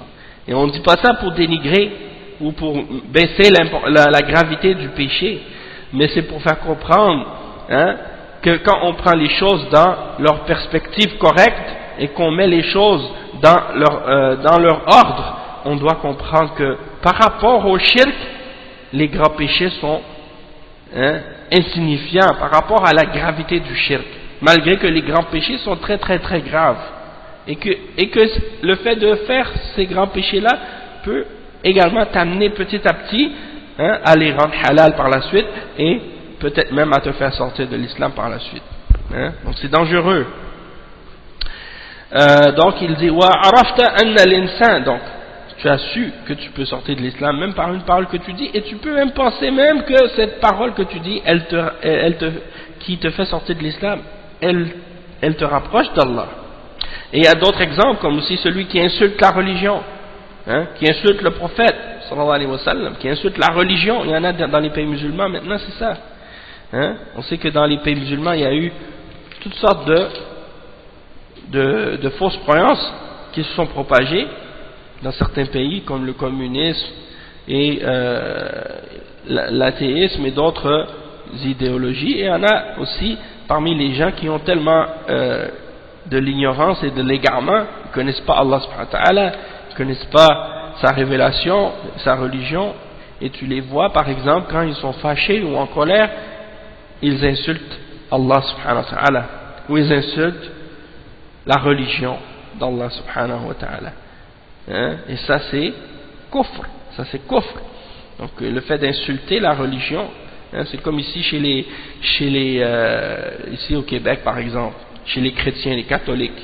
La plupart du temps, c'est chez les catholiques qu'on voit ça. Eux, qu'est-ce qu'ils ont comme insulte ou comme juron? c'est tous les mots sacrés de l'Église catholique. Donc tout ce qui est sacré pour l'Église catholique, eux, ils le disent comme insulte ou comme juron. Hein? Comme par exemple, dans leur croyance ou dans leur Église, ils ont un verre dans lequel ils mettent le pain, hein, ou le vin. Donc ce vin-là, ils pensent que c'est le sang de Jésus, ça se transforme en le sang de Jésus quand ils font leur l'Eucharistie. Donc ils disent ce verre-là, ils l'appellent le calice. Alors les Québécois, hein, tu les entends, beaucoup de Québécois, tu les entends comme ça, surtout ceux qui ont peu d'éducation ou peu de bonnes manières, ceux qui sont grossiers et vulgaires parmi eux en particulier, tu les entends qui disent toujours ça. Hein. Ou bien l'autel, ils appellent le tabernacle. Ben, ce mot-là, par exemple, qui fait partie des choses qui sont sacrées dans la religion catholique, eh bien tu les vois en train de le citer et le dire comme ça, comme un juron, comme une insulte. Ou bien il y a d'autres comme le ciboire ou plein d'autres noms comme ça de l'hostie. L'hostie, c'est quoi? C'est le pain, un petit morceau de pain qu'ils prennent et ils pensent que ça se transforme en le corps de Jésus. Et quand les gens vont à l'église, quand ils vont faire la communion par exemple, eh bien ils se tiennent tous en ligne un par un derrière l'autre, et ils passent devant le prêtre, et le prêtre leur donne un petit truc de mince, de pain là, ils appellent ça l'hostie, et le prêtre il dit le corps du Christ en le mettant dans la main, et l'autre, la personne, elle le prend, elle le met dans sa bouche, et elle dit Amen. Hein? Donc ça, c'est qu'est-ce qu'ils appellent faire la communion. Ils mangent le corps de Jésus. Et ils pensent que ça se transforme réellement en la chair de Jésus. Donc c'est un peu d'une forme de cannibalisme aussi dans cette religion-là, de manger de la chair humaine. Allah al-Musta'an. Donc ça, c'est des exemples de shirk et d'égarement dans la religion des catholiques, mais en même temps, c'est pour vous dire que ils insultent par les noms de qu'est-ce qu'ils considèrent comme étant leur religion à eux. Et bien chez des musulmans, pire que ça encore, ils insultent Allah et ils insultent la religion de l'islam. Hein? Donc ça c'est kufr, ça c'est clair que c'est kufr. Mais bon, Allah musta'an, c'est pour vous dire comment des gens sont égarés parfois. Et ça c'est dans certains pays musulmans, c'est courant. Cette chose-là. Il paraît que certains m'ont mentionné, même certains musulmans de certains pays m'ont dit, dans certaines villes, dans certains pays, c'est très courant que des gens insultent Allah et la religion. Hein? Et c'est sûr que quelqu'un qui insulte Allah ou la religion d'Allah, c'est quelqu'un qui n'a aucune foi. Hein? Aussi, quelqu'un peut se moquer de la religion et il devient kafir pour ça. Ça, c'est quelque chose qui fait sortir de l'islam aussi. Quelqu'un qui se moque de la religion de l'islam, mais ce n'est pas nécessaire qu'il se moque de la religion au complet. Du moment qu'il se moque d'un aspect, de quelque chose qui fait partie du Coran ou de la Sunna, automatiquement il devient kafir pour ça. Hein? Donc il se moque du hijab, du niqab, de la burqa, hein, comme il l'appelle aujourd'hui la burqa, ou bien qu'il se moque de la barbe, ou il se moque du fait que des musulmans portent les vêtements au-dessus de la cheville, ou qui se moque de la prière, qui se moque du adhan, qui se moque de la prosternation, qui se moque du paradis, qui se moque de l'enfer, qui se moque de quoi que ce soit qui est relié avec la foi, qui se moque du Coran, qui se moque des hadiths, hein, qui fait des blagues sur la religion, qui fait de l'humour sur ça, se moque des croyants ou des croyantes, comme c'est la mode actuellement, c'est chez ceux qu'on appelle les humoristes. Hein, et chez les humoristes, il y a comme un genre de code entre eux. C'est comme si plus un humoriste veut être respecté par ses collègues humoristes ou par la communauté des comédiens, et plus il veut avancer, eh bien, à un moment ou un autre, ils vont lui demander de se moquer de la religion. Il faut qu'il se moque de la religion. S'il ne se moque pas de la religion, il ne peut pas monter dans la comédie. Donc il exige de lui qu'il se moque d'un prophète ou qu'il se moque, hein, d'une religion ou des croyants ou de quelque chose comme ça. Donc tu ne vas pas trouver un comédien accepté qui se moque de la religion. C'est obligatoire. Il ne peut pas avancer s'il ne fait pas ça. Hein? Ou qui se moque des croyants. Il fait des caricatures. Ou des comme qu'est-ce qui se passe maintenant avec les films sur les prophètes et des choses comme ça. Les koufars, dans les dernières années, ils ont fait des films sur Noé, pour se moquer de Noé, se moquer d'Abraham, se moquer de Moïse, se moquer du prophète Jésus, alayhi salam, se moquer du prophète Mohammed sallallahu alayhi wa sallam. Donc tout ça c'est dans le but de dénigrer la religion, dénigrer les messagers d'Allah, dénigrer les révélations d'Allah, dénigrer les croyants et de rabaisser la religion. C'est ça le but, parce que ces gens-là sont en guerre contre Allah et contre ses messagers et contre sa religion. Donc tout ça c'est des exemples de kufr et des choses qui font sortir de la foi. Quelqu'un peut donc sortir de l'islam et devenir mécréant pour une seule parole qu'il dit comme ça avec sa bouche. Hein? Donc c'est très grave et c'est très grave et c'est très dangereux. Hein? En plus la personne elle va faire ça, elle ne sait même pas que qu'est-ce qu'elle dit parfois c'est kufr. Il insulte Allah, il insulte le messager, ou bien il se moque de la religion, ou bien il nie ce que Allah a rendu obligatoire, ou il le rejette, hein, il renie certaines des choses que Allah a interdites, et il devient kafir pour ça. Et il ne donne même pas d'importance à ça, il ne réalise même pas, donne même pas d'attention à ça. Et c'est ça le danger, parfois aussi, de la part de certains qui parlent de la religion de l'islam, sans avoir étudié, sans être retourné aux savants de l'islam. Tu les vois par exemple, surtout quand ils parlent avec des non-musulmans. C'est là que tu vois en réalité leur ignorance apparaître le plus, parce qu'ils se disent, ah c'est des non-musulmans, je veux leur montrer une belle image de l'islam, et avec son ignorance, hein, quand les koufars leur demandent des choses sur l'islam, ils leur disent, mais est-ce que dans l'islam ça c'est comme ça? Et eux ils répondent, non, ça n'existe pas dans l'islam, c'est pas comme ça. Hein? Alors que ça fait partie de l'islam. Mais il le nie parce qu'il a honte, ou bien parce qu'il ne sait pas comment expliquer ou répondre. Hein? Comme par exemple, certains ils vont dire, est-ce que dans l'islam on a le droit, l'homme a le droit de marier 4 femmes? On va dire, non, ça c'était avant, maintenant c'est interdit, ces choses-là dans l'islam. Astaghfirullah al-azim. Ça c'est un grand mensonge. Tu viens de nier quelque chose qui est clair dans la religion, que c'est permis pour un homme d'avoir 4 femmes. Donc toi tu viens de le nier parce que tu as honte et parce que tu ne sais pas comment l'expliquer comme il faut. Donc à cause de ça tu le nies. Hein? Subhanallah. Et ça c'est un exemple. Est-ce que le hijab c'est obligatoire dans l'islam? Non, c'est pas obligatoire, c'est juste si tu le veux, tu peux le faire, tu es libre, tu peux faire ce que tu veux dans la religion, il y a rien qui est obligatoire dans l'islam. Tout est recommandé ou tout est volontaire. Tu le fais si tu veux, tu le fais pas si tu veux pas. Il y a des musulmans qui disent des paroles comme ça. Et qu'est-ce qui est wajib, fard, eux ils en font une chose qui est nafil, ou nafila, ou quelque chose qui est recommandé, ou quelque chose qui est volontaire, hein, surérogatoire. Comme si pour eux il n'y a aucune obligation dans l'islam. Hein? Ça c'est de l'ignorance que tu vois de la part de beaucoup de musulmans aujourd'hui qui disent n'importe quoi, mais ils n'ont même pas de gêne. Et pourtant si tu leur demandes, par exemple, c'est quoi la masse volumique par exemple de tel élément dans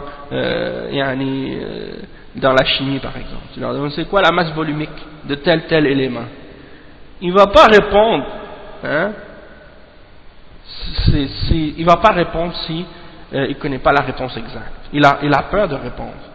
Si tu lui dis par exemple l'oxygène, il a combien de protons? Il ne va pas répondre. Il ne va pas dire au hasard comme ça, l'oxygène, je pense qu'il a peut-être, je sais pas moi, une dizaine, quelque chose? Non. Hein? 2 ou 3? Il ne sait pas, il ne va pas rien dire. Tu lui demandes par exemple combien d'électrons, hein? Combien d'électrons dans tel élément, hein? Dans les différents éléments qui existent dans le truc, il ne va pas répondre. Des petites questions comme ça dans les affaires de la dunya, il a peur de répondre, il a peur de répondre parce qu'il a peur de se tromper, d'avoir l'air d'un ignorant. Mais dans les questions qui ont rapport avec la religion d'Allah subhanahu wa ta'ala, quelque chose qui a rapport avec son akhira, son au-delà, qui risque de dire s'il va être au paradis ou en enfer pour l'éternité, il n'a pas peur. Il va dire n'importe quoi. Hein? Et il va peut-être dire même des choses qui le font sortir de l'islam et il ne réalise même pas. Allah musta'an. Donc le cheikh il dit إذا عرفت ذلك عرفت أن الله قد يسر لك فائدتين عظيمتين إحداهما الفرح بفضل الله وبرحمته يعني لما من عليك بهذا العلم والبصيرة تفرح بفضل الله ورحمته فضل الله أن هداك للإسلام ومن رحمته أن جعلك من أهله فضل الله أن عرفك بالإسلام وهداك له ومن رحمته أن جعلك من أهله كما قال تعالى قل بفضل الله وبرحمته فبذلك فليفرحوا هو خير مما يجمعون تفرح أن الله شرح صدرك أن الله علمك وفهمك دينك وهداك له ورحمك حتى تصير من أهله هذه نعمة عظيمة. Donc Allah subhanahu wa ta'ala, le cheikh dit quand tu as su toutes ces choses là qu'on vient de mentionner, que tu l'as compris correctement, eh bien tu sais que Allah t'a facilité deux choses très bénéfiques et sont très importantes et très grandes. La première, c'est que tu dois te réjouir de cette grâce que Allah t'a faite et de cette miséricorde qu'il a eue envers toi, du fait qu'il t'a donné cette faveur de te donner la science et de te donner la connaissance et la compréhension, et donc tu dois te réjouir de cette grâce et de cette miséricorde d'Allah subhanahu wa ta'ala. Et la grâce d'Allah subhanahu wa ta'ala, c'est qu'il t'a guidé à l'islam, au tawhid, à la réalité de l'islam, pas juste de dire au mot islam ou au nom islam, comme certains aujourd'hui, Allah musta'an, qui pensent que l'islam c'est juste de faire la prière et le jeûne et que ça s'arrête là, et ils connaissent même pas le tawhid, ou des choses de ce genre. Et aujourd'hui, subhanallah, il y a un frère qui m'a envoyé un lien dans un mail, un soufi qui récite le Coran en jouant du violon. Et puis c'est des gens, tu le vois avec la barbe blanche et le turban et tout, et tu le vois en train de jouer du violon, puis il parle de lire le Coran avec ça. Donc ça c'est des exemples de gens qui n'ont rien compris de la religion, tu vois. Et il parle de Ar-Rumi et des soufis comme ça qui ont inventé les derviches tournants. Ils s'en vont dans les pays, ils vont tourner sur eux-mêmes avec des longues robes et puis ils tournent comme ça et ils sautent sur un pied au son du tambour, et ces gens-là se disent musulmans. Donc ça c'est des exemples. Tu sais, quand tu as compris la réalité du tawhid, la réalité de l'islam et de la religion des prophètes, tu dois te réjouir de ça parce que c'est une grâce que Allah subhanahu wa ta'ala t'a faite, qu'il t'a guidé à la réalité de l'islam, et ça fait partie de sa miséricorde qu'il t'a fait de ceux qui sont dans l'islam et qui font partie des musulmans. Et c'est une grâce qu'il t'a fait connaître l'islam et qu'il t'a guidé à l'islam, et c'est une miséricorde qu'il t'a fait qui t'a rendu du nombre des musulmans. Allah subhanahu wa ta'ala dit dans le verset 58 qu'on a mentionné tout à l'heure dans Surat Yunus, il dit c'est de la grâce d'Allah et de sa miséricorde, voilà de ce dont il doit se réjouir, et c'est meilleur que qu'est-ce qu'il rassemble.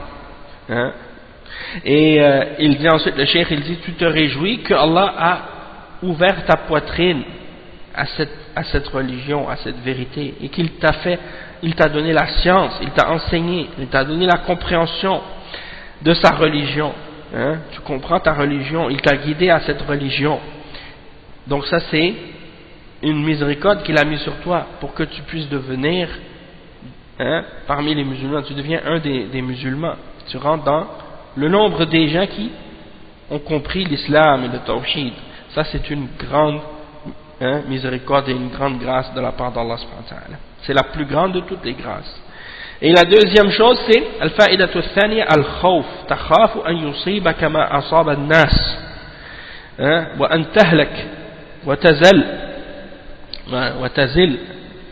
Donc il dit yaqulu subhanahu inna ad-din إن الذين يخشون ربهم بالغيب لهم مغفرة وأجر كبير ويقول فلا تخافوهم وخافوني إن كنتم مؤمنين ولما ذكر أهل الجنة ذلك لمن خشي ربه قال ذلك لمن خشي ربه ذلك لمن خاف مقامي وخاف وعيد تخاف الله تخاف أن تزل قدمك وأن تقع في الشرك وأن ترتدد عن دينك وأن تؤثر الدنيا على الآخرة تخاف وتحذر مع الفرح بفضل الله ورحمته وما يسر الله لك من الهداية تخاف ربك تخاف أن يزيغ قلبك تخاف أن تزل قدمك بسبب تفريطك وتساهلك وإيثار الدنيا أو غير هذا من أسباب الردة وهكذا المؤمن يفرح بفضل الله وبحمد الله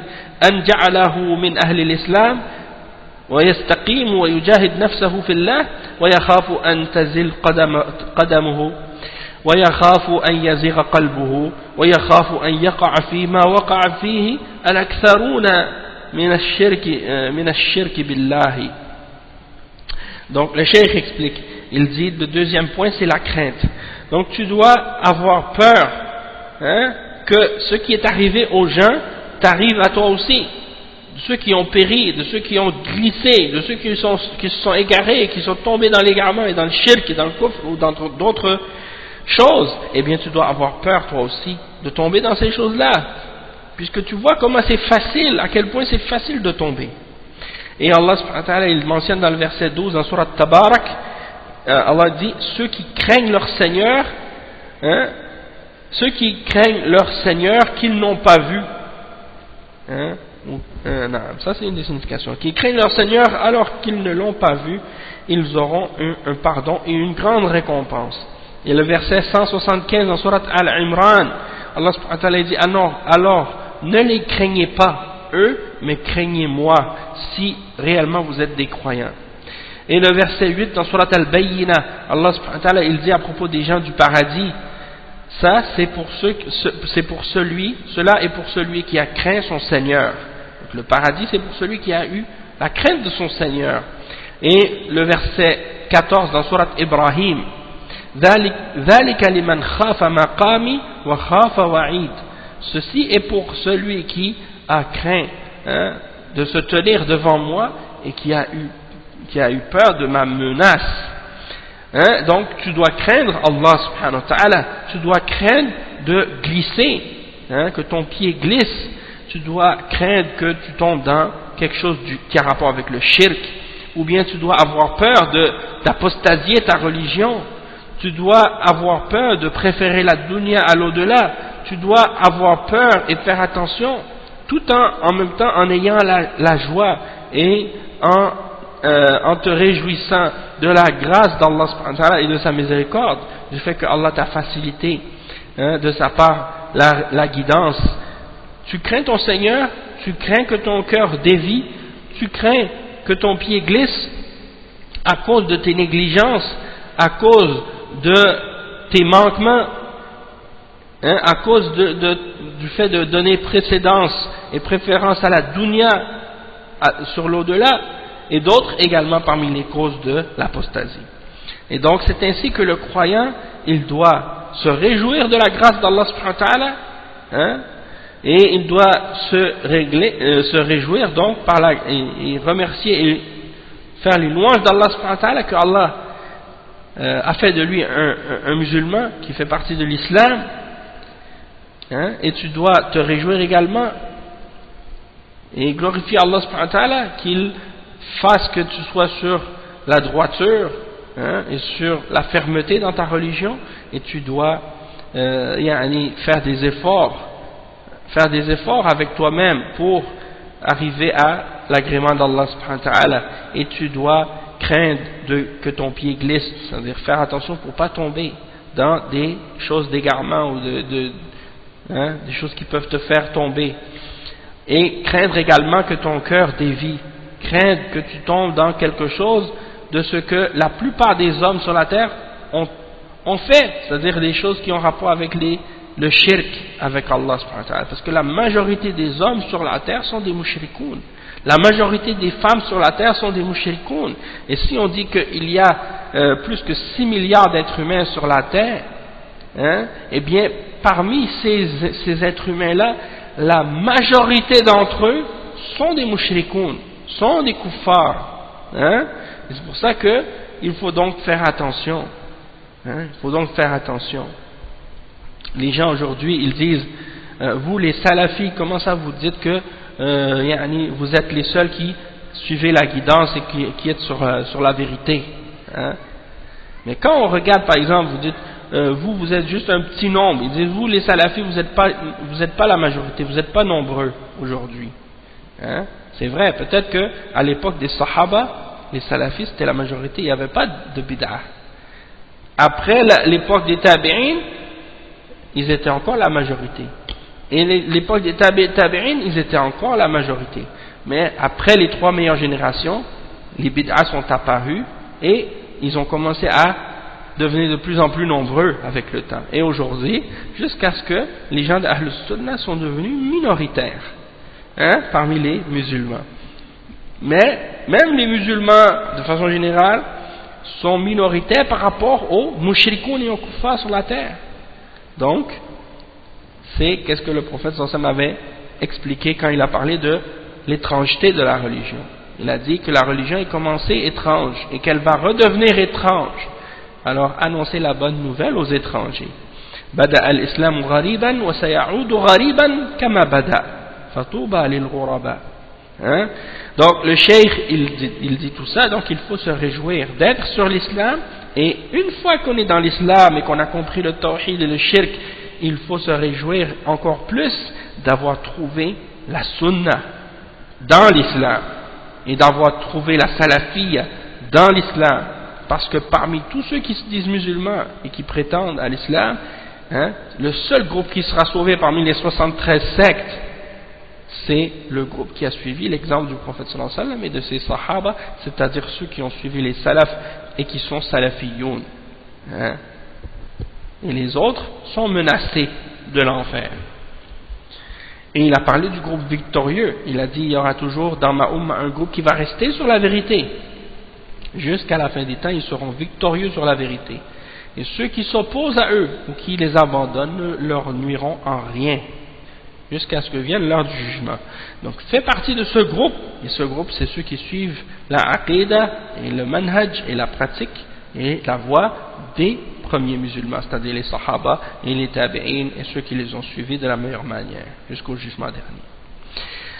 Donc ça c'est juste un point en passant. Le cheikh il dit ensuite, وهكذا أمر كما قال الله عن الرسل وأتباعهم إنهم كانوا يسارعون في الخيرات ويدعوننا رغبا ورهبا وكانوا لنا خاشعين. وقال في أوليائه إن الذين هم من خشية ربهم مشفقون والذين هم بآيات ربهم يؤمنون والذين هم بربهم لا يشركون والذين يؤتون ما أتوا وقلوبهم وجلة مع علمهم الطيب مع عملهم الطيب أنهم إلى ربهم راجعون أولئك يسارعون في الخيرات وهم لها سابقون. Donc le cheikh il mentionne ces versets là, ensuite il dit وهكذا أهل الإيمان وهكذا الرسل وأتباعهم يعملون الطاعات ويجتهدون في الخير ومع هذا يخافون الله ويخافون أن تزل أقدامهم ويخافون أن تزل قلوبهم ليسوا آمنين يخافون ويحذرون وهكذا المؤمن يكون خائفا وجلا يحذر ما يأمن من مكر الله ما يأمن من مكر الله. Donc le cheikh il dit donc que Allah subhanahu wa ta'ala a ordonné à ses messagers dans Surat Al-Anbiya le verset 90, Allah subhanahu wa ta'ala il a ordonné dans ce verset là à ses messagers d'être entre justement d'avoir cette crainte et d'avoir cet espoir, parce que en fait c'est pour expliquer le point que le croyant doit toujours être entre la crainte et l'espoir par rapport à Allah subhanahu wa ta'ala et par rapport à l'au-delà. Il ne doit pas tomber dans le désespoir et non plus il ne doit pas tomber dans le fait de se sentir en sécurité vis-à-vis de la menace d'Allah subhanahu wa ta'ala et des choses de ce genre. Donc il mentionne ce verset dans Surat Al-Anbiya, verset 90,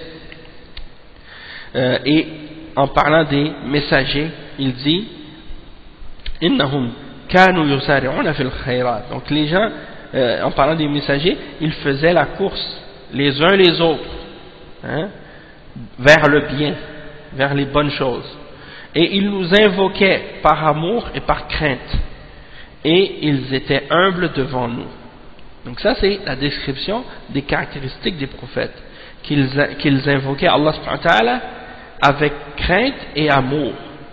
Donc il faut toujours être entre ces deux choses-là, entre la crainte et l'amour, et non pas seulement l'amour comme les soufis, et non pas seulement la crainte comme les khawarij, mais il faut être entre les deux, pour être dans l'équilibre, pour pas tomber dans un extrême ou dans l'autre. Et il mentionne les versets 57 à 61 dans Surat Al-Mu'minun, dans lesquels Allah subhanahu wa ta'ala dit ce qui signifie ceux qui de la crainte de leur Seigneur sont pénétrés, qui croient au verset de leur Seigneur, qui n'associent rien, qui ne font pas le shirk avec leur Seigneur, qui donnent de ce qu'ils donnent, tandis que leurs cœurs sont pleins de crainte à la pensée qu'ils doivent retourner à leur Seigneur. Donc, leur cœur est plein de crainte. Hein? Et nous imposons, et ceux-là se précipitent vers les bonnes œuvres et sont les premiers à les accomplir. Donc ça c'est la description de comment doivent être les hommes pieux, comment doivent être les croyants. Et donc les gens de la foi, le cheikh il dit les gens de la foi, les gens, les messagers, et ceux qui suivent les messagers, ils font les bonnes œuvres, ils font des efforts dans le bien, et malgré tout ça, ils ont peur d'Allah. C'est pas comme des gens qui font des péchés, hein, et qui négligent l'adoration, qui font peu d'adoration, et qui par la suite, ils craignent même pas Allah subhanahu wa ta'ala. Ils ont même pas peur. Alors imaginez, ceux-là, non seulement ils font toutes ces bonnes œuvres d'adoration et ils s'écartent des péchés et ils craignent Allah. Ils ont peur que leurs actions ne soient pas acceptées. Ils ont peur de tomber dans quelque chose qui peut les faire éloigner de la vérité ou les faire tomber dans l'égarement ou dans le shirk. Donc on voit tout de suite la différence entre l'attitude des gens aujourd'hui. Tu vois des gens qui vivent dans l'insouciance et l'inconscience totale d'Allah subhanahu wa ta'ala, qui ne prient pas 5 fois par jour, hein, des femmes et des hommes qui vivent dans l'indifférence par rapport à Allah, et surtout dans les pays de kufr, et même dans certains pays musulmans, hein, certains pays musulmans. Et tu les vois, ils craignent même pas Allah, ils craignent même pas le châtiment. Ils ont même pas peur. Nasallallahu al-afiyah, qu'Allah nous préserve de ça. Qu'Allah subhanahu wa ta'ala nous remplisse de sa crainte et nous remplisse de son amour et de son espoir, et qu'il fasse de nous, hein, qu'on soit parmi les gens pieux et parmi les gens bien guidés. Donc c'est des gens c'est les prophètes et ceux qui les suivent, ils font le bien, ils font des efforts dans le bien et ils craignent Allah avec ça. Et ils craignent que leurs pieds glissent, et ils craignent que leur cœur dévie, et ils craignent, hein, tout ça, ils ne se sentent pas en sécurité par rapport à leur foi en disant « Ah, moi je le sais que je suis croyant, ça y est. » Il y en a, c'est comme ça qu'ils pensent. « Ah, moi ça y est, je sais que je suis croyant, j'ai pas peur, hein. Je sais que je vais aller au paradis, c'est garanti, 100%, j'ai pas de doute. Hein, je vais jamais égarer de l'islam, je vais jamais quitter l'islam, je vais jamais tomber dans une déviation ou un égarement, je vais jamais... Hein, faire une erreur dans ma religion. Moi, mes parents, mes grands-parents, mes arrière-grands-parents, toutes les générations avant, on était tous musulmans. Donc je ne vais jamais m'égarer, je suis garanti musulman. C'est comme ça me fait penser à certains, hein, quand ils voient des convertis, ils disent « Ah, mais toi, tu n'es pas un vrai musulman. Toi, tu es un converti. » Et il dit « Moi, je suis un vrai musulman, je suis né de famille musulmane, et des générations en arrière, on est tous musulmans, donc c'est garanti pour moi, ça y est, khalas. » Ou bien il y en a qui disent « Ah, toi, tu es converti, ça y est, tu es garanti, tu vas aller au paradis, ça y est. » Personne ne sait s'il va au paradis ou en enfer. Personne ne sait si aujourd'hui il est musulman, est-ce qu'il va l'être demain. Personne ne sait s'il est sur le tawhid aujourd'hui, est-ce qu'il va être sur le shirk demain. Si il est sur la sunna aujourd'hui, est-ce qu'il va être sur la sunna demain? Il ne sait pas. Tu ne sais pas qu'est-ce qui peut t'arriver. Donc, il faut toujours avoir peur de tomber dans l'égarement. Et de rester sur... Hein, toujours essayer de rester dans la droiture et te réjouir aujourd'hui que tu es sur la vérité. Hein? Et donc, tu dois être entre la crainte et l'amour et l'espoir. Et c'est ainsi que le croyant doit toujours avoir peur et faire attention et ne pas se sentir en sécurité des stratagèmes d'Allah subhanahu wa ta'ala. Le cheikh il mentionne justement le verset 82 dans Surat Al-An'am, dans lequel Allah subhanahu wa ta'ala dit Alladhina amanu wa lam yalbisu imanahum bi dhulmin ulaika lahumul amn wa hum muhtadun. Innahu al-iman إنه الإيمان ومن الإيمان الخوف من الله والخشية له ورجاؤه وتعظيمه والإخلاص له والثبات على دينه كل هذا داخل في الإيمان. Donc le cheikh il parle d'un verset, le verset 82 dans Surat Al-An'am, dans lequel Allah subhanahu wa ta'ala dit ceux qui ont cru et qui n'ont pas recouvert leur foi d'injustice. Et les ulama ont expliqué que, même le prophète sallallahu alayhi wa sallam il l'a expliqué dans un hadith que l'injustice dans ce verset-là c'est le shirk. Donc ils n'ont pas recouvert leurs actions de shirk. Ils n'ont pas recouvert leur foi par du shirk. Ceux-là ils seront en sécurité et ils seront bien guidés. Et donc ça fait partie de la foi d'avoir la crainte d'Allah et d'avoir peur d'Allah subhanahu wa ta'ala et d'avoir l'espoir en lui et d'avoir le respect d'Allah subhanahu wa ta'ala et de faire preuve de pureté et de sincérité dans notre adoration et de rechercher la fermeté dans notre religion. Tout ça, ça rentre dans la foi. Le cheikh il dit هؤلاء هم أهل الأمن والهداية هم الموفقون بسبب إيمانهم وصدقهم وإخلاصهم وخوفهم من الله وحمايتهم لدينهم حذرهم من أسباب الشر وحذرهم من أسباب الشر. Donc ceux-là, ce sont les gens qui sont les gens de la sécurité et de la guidance. Les gens de la foi, ce sont eux. Parce qu'ils craignent Allah, ils ont peur de tomber dans l'égarement. Et ils ont peur de s'égarer, ils ont peur de tomber dans le shirk. C'est eux à qui Allah donne le succès, à cause de leur foi, à cause de leur sincérité, à cause de leur véracité, à cause de leur crainte d'Allah subhanahu wa ta'ala, et à cause du fait qu'ils cherchent à préserver et à protéger leur religion, et qu'ils font attention et ils prennent garde aux causes du mal et aux causes d'égarement. Il y en a des gens aujourd'hui, tu les mets en garde contre des prêcheurs d'égarement, contre des gens qui appellent à la bid'a. Tu leur dis, mais faites attention, ces gens-là ils vont vous appeler à l'égarement, vous allez tomber dans des bid'a avec eux, ils vont vous amener vers la hizbiyya, vers la bid'a, vers le takfir, vers les idées de khuruj, de sortir contre les dirigeants et des manifestations et du takfir, et ils vont vous faire tomber dans d'autres bid'a également, dans les noms et les attributs et dans d'autres problèmes. Ah mais non, moi je suis intelligent, je comprends, j'ai pas besoin d'avoir peur, je suis très très intelligent, j'ai un doctorat, j'ai une maîtrise, j'ai atteint un niveau d'intelligence qui fait en sorte que je suis protégé contre tout ce qui peut égarer les hommes sur la terre. Moi ça y est, j'ai un certificat de guidance, je peux pas être égaré moi. A'udhu billah. Celui qui pense comme ça, celui qui pense comme ça, c'est facile pour lui de tomber dans l'égarement, parce qu'il pense que il est préservé contre l'égarement. Et ça c'est l'égarement en soi. De penser que tu es préservé contre l'égarement, c'est l'égarement en soi. Pourquoi les salafs ils avaient si peur d'être égarés? Parmi les salafs, même les imams de la sunna, parmi les grands imams, parmi les salafs, ils ne voulaient même pas écouter ou discuter avec un mubtadi', et même s'asseoir avec lui. Malgré qu'ils étaient les savants, les hommes les plus pieux et les plus savants dans l'islam. Ils avaient peur. Eh bien, toi aujourd'hui, tu penses que ça y est, tu n'as pas besoin d'avoir peur. Allah al-Musta'an wa alayhi tuklan. Mais non, on va juste prendre le bien, on va laisser le mal. Comment tu vas distinguer entre ce qui est bien et mal? Tu n'as même pas étudié l'islam, tu n'as même pas une base dans l'aqidah, dans le manhaj, tu vas être capable de distinguer toi? Et en plus tu ne veux pas lire les livres de réfutation parce que tu dis c'est de la diffamation. Tu dis oh ça c'est des gens qui font des réfutations, c'est des gens qui font de la diffamation, ils parlent contre leurs frères, ils sont jaloux. Allah al-Musta'an.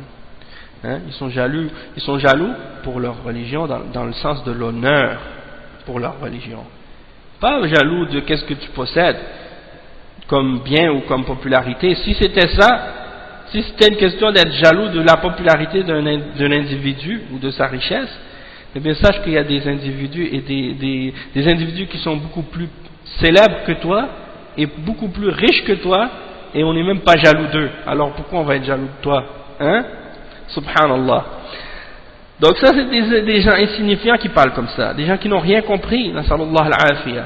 Donc le cheikh dit وقال ابن أبي مليكة وابن مليكة رحمه الله التابعي الجليل أدركت 30 من أصحاب النبي صلى الله عليه وسلم ما فيهم من يقول إنه على إيمان جبريل وميكائيل كلهم يخاف النفاق على نفسه كلهم يخاف ويحذر وقال بعضهم ما يأمن بعد إبراهيم الخليل يقول واجنبني وبني أن نعبد الأصنام رب إنهن أضللن كثيرا من الناس يخاف أن يصيبه ما أصاب الكثير والنبي صلى الله عليه وسلم كان يتضرع إلى ربه يسأله سبحانه وتعالى اللهم اغفر لي ذنبي كله دقه وجله ويسأل ربه دائما عليه الصلاة والسلام اللهم اغفر لي خطيئتي وجهلي وإسرافي في أمري وما أنت أعلم به مني اللهم يا مقلب القلوب ثبت قلبي على دينك وهو نبي الله وهو رسول الله صلى الله عليه وسلم أفضل الخلق عليه الصلاة والسلام ويقول أما والله إني لأخشاكم لله وأتقاكم له يحلف بالله أنه أخشى الناس لله وأنه أخوف الناس لله مع إيمانه العظيم وتقواه والذي نفسي بيده إني لأخشاكم لله وأتقاكم له وفق الله الجميع. Donc ça c'est la fin de qu'est-ce que le cheikh a expliqué et c'est des paroles vraiment importantes. On va terminer avec ça Inch'Allah. Le cheikh il dit que Ibn Abi Malika rahimahullah qui était un grand tabi'i, un élève des Sahaba, il disait j'ai rencontré 30 d'entre les compagnons du prophète sallallahu alayhi wa sallam et il n'y en avait pas un d'entre eux qui disait je suis sur le même niveau de foi que Jibril ou Mikaïl. Et donc ça c'est la fin de la citation.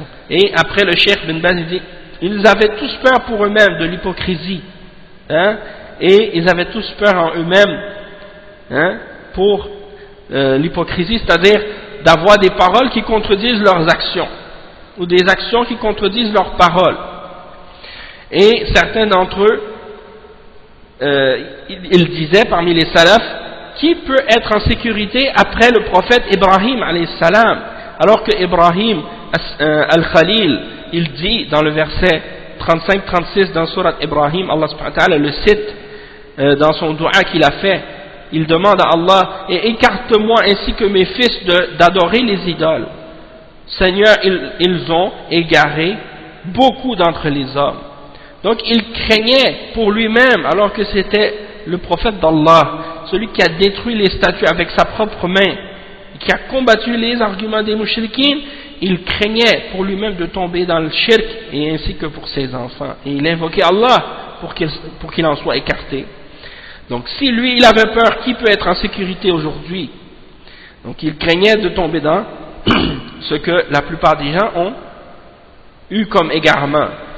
Et le cheikh dit, et notre prophète, le prophète Muhammad sallallahu alayhi wa sallam, il s'humiliait à Allah subhanahu wa ta'ala, il se rabaissait à Allah en lui demandant, il demandait avec beaucoup d'humilité à Allah, oh Allah, pardonne-moi mon péché, pardonne-moi tout mon péché, le petit et le grand, qu'il soit petit ou grand. Et il demandait tout le temps à son Seigneur, oh Allah, pardonne-moi ma faute, mon ignorance, mes dépassements dans mes affaires, et tout ce que tu sais plus que moi à propos de moi-même.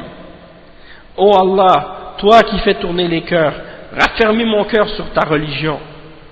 Donc le prophète sallallahu alayhi wa sallam, il est guidé, il est pardonné, et malgré tout, il demande à Allah subhanahu wa ta'ala ces choses-là. Et il est le prophète d'Allah, et il est le messager d'Allah, et il est la meilleure des créatures, alayhi salatu wassalam.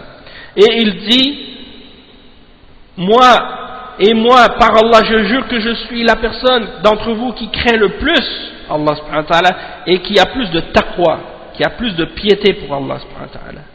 Il jure par Allah qu'il est la personne qui craint le plus Allah et qui a le plus peur d'Allah subhanahu wa ta'ala avec sa grande foi et sa grande piété. Hein? Et il dit, par celui qui tient mon âme en sa main, je suis celui d'entre vous qui craint le plus Allah et qui a plus de piété envers Allah subhanahu wa ta'ala. Hein? Donc ça veut dire quoi? Ça veut dire plus que tu fais des bonnes œuvres et que tu t'écartes des péchés, plus tu dois craindre Allah subhanahu wa ta'ala. Et c'est pas le contraire. Il y en a qui pensent que plus tu fais du bien, plus tu peux être en sécurité vis-à-vis d'Allah subhanahu wa ta'ala et de la religion et de la vie. Donc le cheikh termine en disant Waffaq Allahu al-jami', qu'Allah donne le succès à tous. Ensuite, bon, il y a les questions et réponses, mais ça on va les laisser pour la semaine prochaine, ou plutôt la semaine d'après, parce que vendredi prochain je pars à Toronto jusqu'à dimanche. Donc du vendredi à dimanche prochain je vais être à Toronto, donc je vais pas pouvoir donner le cours la semaine prochaine. Peut-être que je vais le faire si j'ai accès à internet à ce moment-là, sinon ce sera remis à la semaine d'après bi'idhnillah. On s'arrête ici, Inch'Allah. Barakallahu fikum, jazakumullahu khairan, subhanakallahumma wa bihamdika, ashhadu an la ilaha illa ant, astaghfiruka wa atubu ilayk, wa sallallahu wa sallam ala nabiyyina Muhammad wa ala alihi wa sahbihi ajma'in. Wassalamu alaykum wa rahmatullahi wa barakatuh.